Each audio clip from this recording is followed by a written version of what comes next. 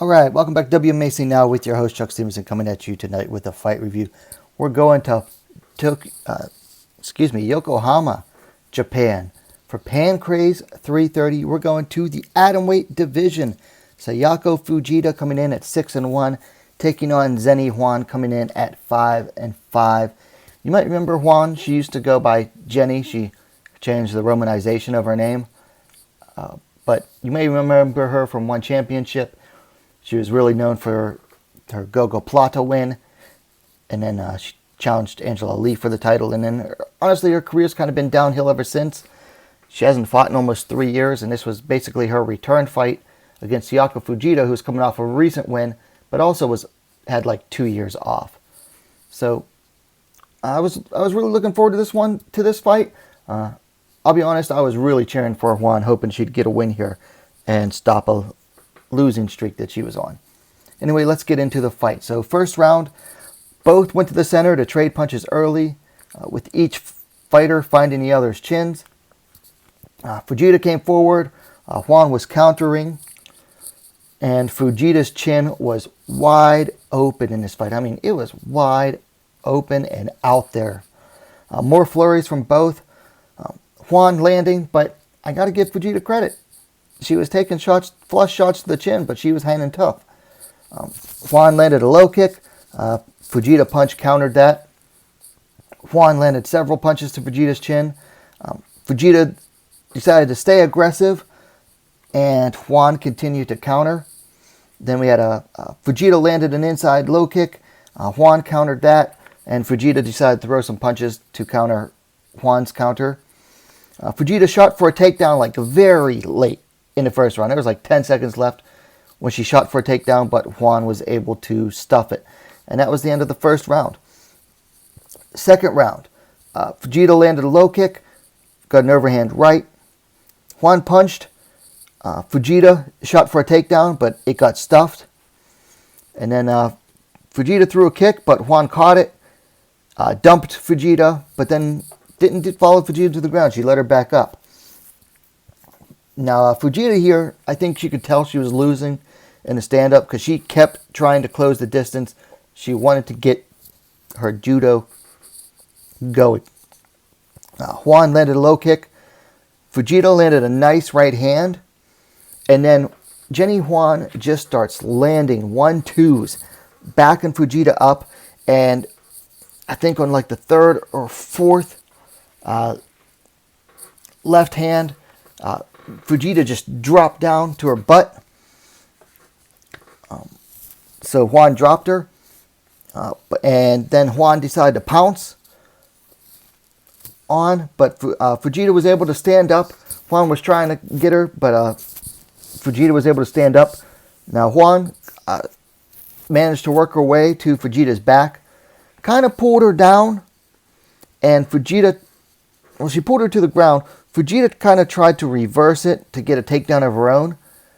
But at that point, Juan was able to, she jumped on to Fujita's back, got a nice backpack, locked in the body triangle with her legs. Zenny Huang started looking for the rear naked choke. She got it, locked it in, really squeezed. And Fujita was kind of leaning over, and she finally tapped out.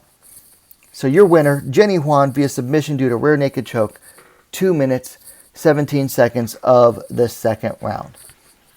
Now, I didn't have a pick for this fight, but I was glad to see Zenny Huang win.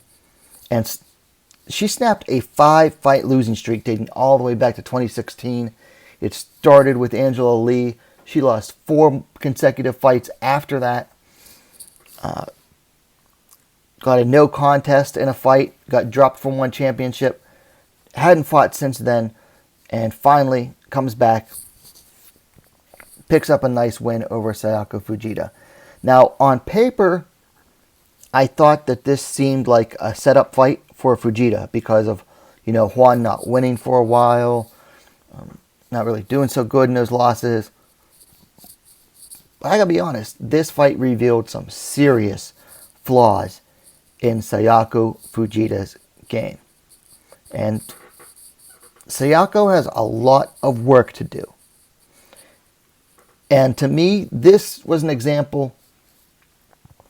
This fight showed what can happen when you're getting nothing but favorable matchups, favorable matchmaking. And I talked about this on the live stream on Christmas Eve. I said that, Fujita had been getting favorable matchmaking her entire career up until now, aside from her first fight. After that, she's been getting very favorable matchmaking that favored her style.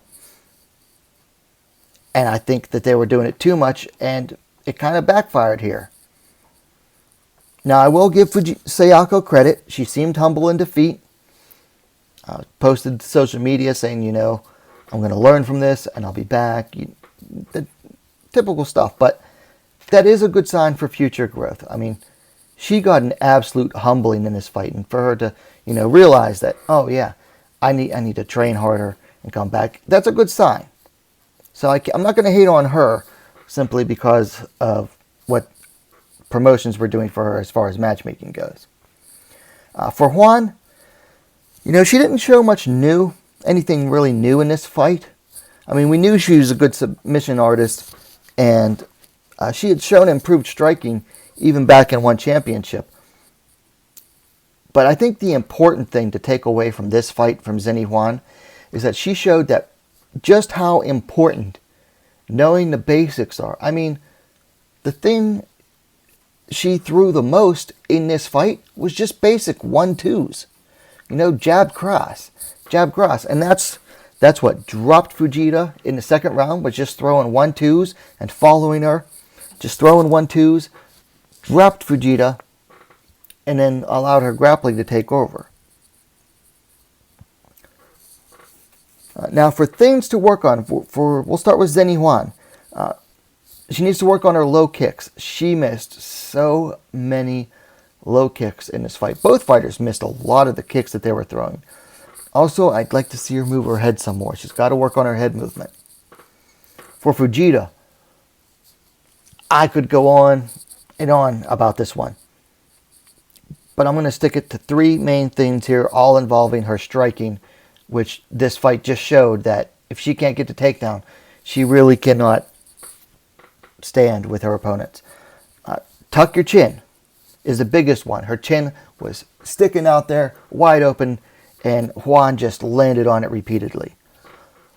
Move ahead off the center line. It's not enough to just tuck your chin. You've got to move your head off the center line as well. Also, use angles. She was moving in a straight line forward the entire fight.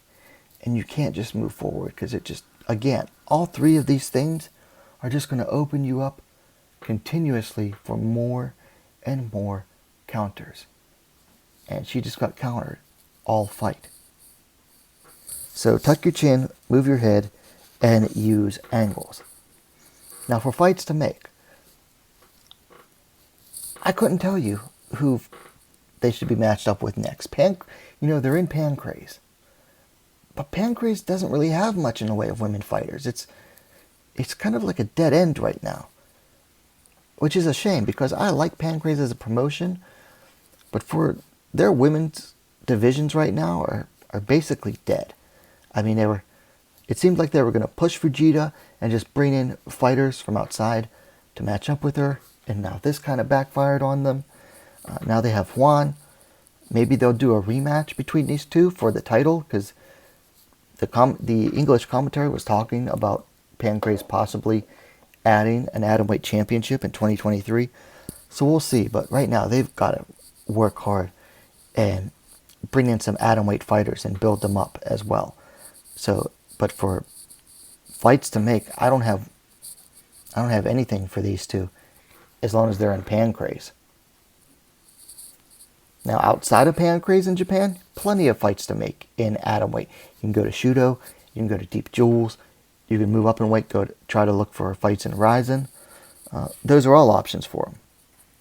But in Pancrase, not much there for them. Anyway, those are my thoughts on this fight. Pancrase 330, Zenny Huang snapped a 5-fight losing streak, beating Sayako Fujita via submission in the second round. Let me know your thoughts on it in the comments down below. Now, if you liked the video and you want to see more content like this, you want to see some more Pancrase coverage, let me know about it. Hit that like button. Let me know in the comments. And go ahead and subscribe to Wmma now, the best, most complete women's mixed martial arts dedicated platform on YouTube. Thanks for watching. We'll see you next time.